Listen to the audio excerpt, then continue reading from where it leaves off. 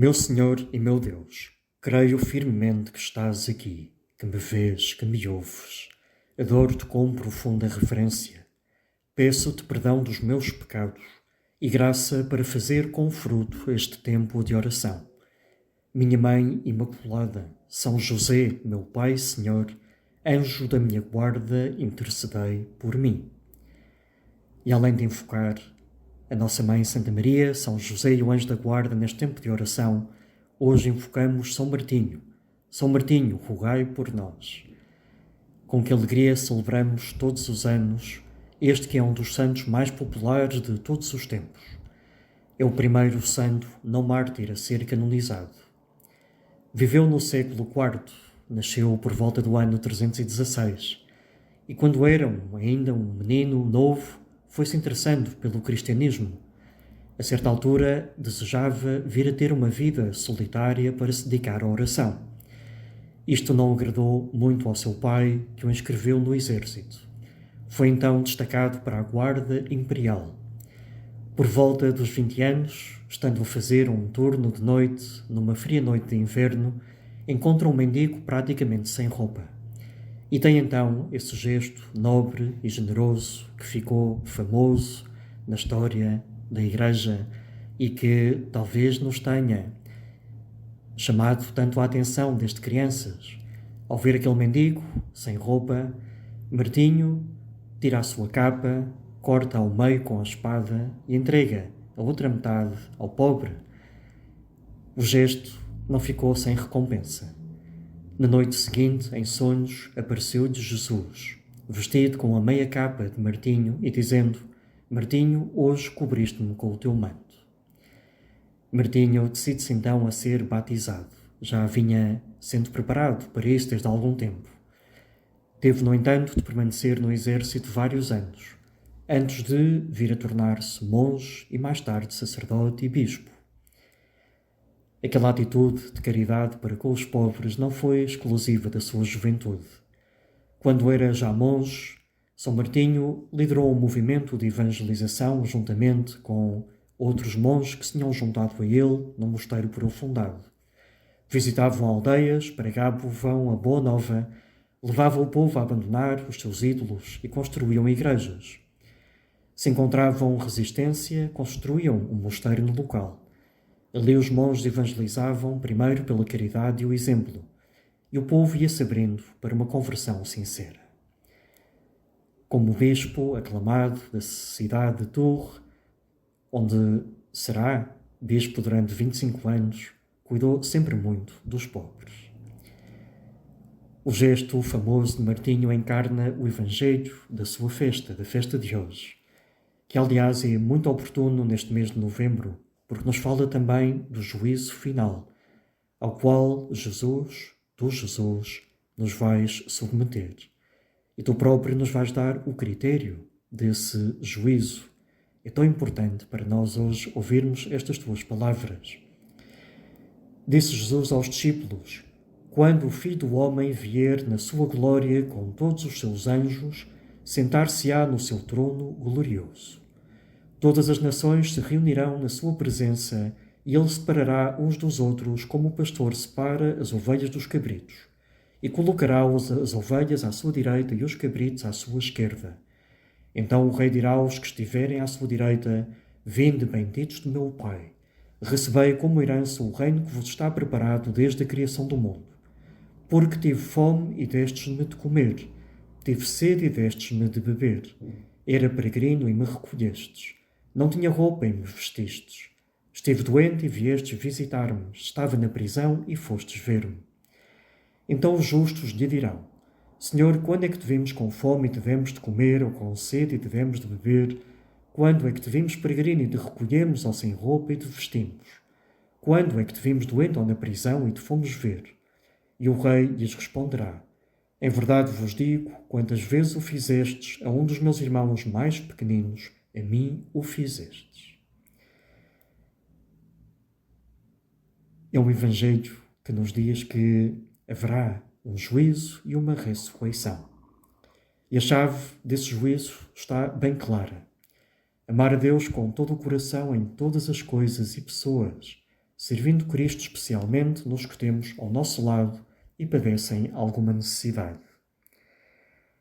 Esta festa de São Martinho faz-nos ver a importância dos gestos concretos para com os mais necessitados. Não podemos chegar a tudo e a todos, mas certamente podemos chegar a alguém.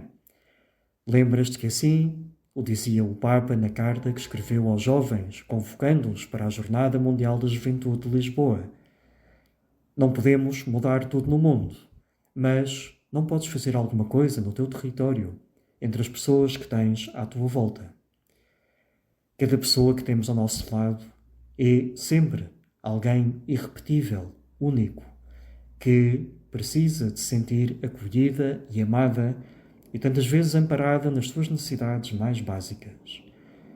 Quantos cristãos como Martinho, ao longo da história, souberam ter esses gestos concretos com os mais necessitados? Podemos lembrar-nos do Carlo Acutis, como ao receber um saco-cama como presente de Natal, o ofereceu a um pobre que vivia perto de sua casa, que ele sabia que passava frio durante as noites, ou como levava o jantar aos pobres. E isso era compatível com a sua vida de estudo, de amizades, de convívio, de família.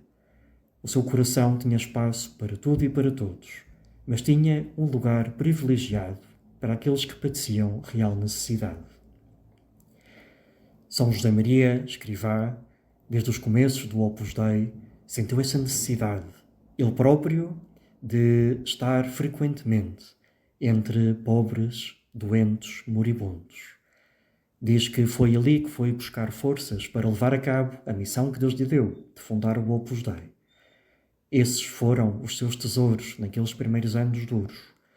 E convidava muitos rapazes universitários a irem com ele a bairros muito pobres, mesmo muito pobres, das periferias de Madrid, onde as pessoas viviam em condições infra-humanas, privadas do conforto mais básico.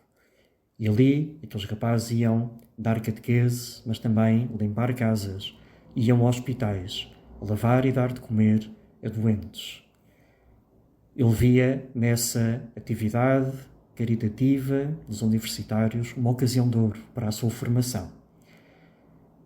Num livro que conta a sua vida, escreve-se: Escrivá era consciente de que o contributo que podia prestar a um reduzido grupo de estudantes ao déficit de catequese de milhares de crianças madrilenas era pequena. Além disso, eram universitários e, portanto, tinham pouco tempo para atividades alheias ao estudo. Mas o melhor era inimigo do bom. O seu contributo daria vigor ao tecido cristão do lugar onde tivessem a catequese. Além disso, as catequeses, tal como as visitas aos doentes, revertiam em favor daqueles que as realizavam. Uns meses antes tinha exposto estas ideias nos seus apontamentos íntimos. Os nossos rapazes, a fim de se converterem em homens de Deus, dedicarão ao princípio uma boa parte da sua atividade à catequese de crianças e à visita dos doentes.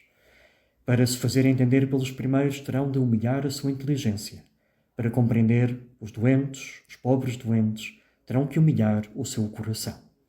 E assim, pondo de joelhos o seu entendimento e a sua carne, ser-lhes-á fácil chegar a Jesus pelo caminho seguro do conhecimento da miséria humana, da miséria própria, que os levará a humilhar-se para deixar Deus construir sobre o seu nada. O contacto direto com os pobres, os carenciados, também com os ignorantes, os que ainda precisam de aprender tantas coisas, concretamente a doutrina cristã, é uma maneira de nós abaixarmos a nossa inteligência e o nosso coração para dar lugar a Deus. São Martinho assim o soube viver toda a sua vida. Quantas vezes nos tem salientado o Papa Francisco o valor teológico dos pobres, no sentido em que são uma presença, ele diz até um sacramento de Jesus. Escreveu numa mensagem para o Dia Mundial dos Pobres de 2021: existe um laço indivisível entre Jesus, os pobres e o anúncio do Evangelho.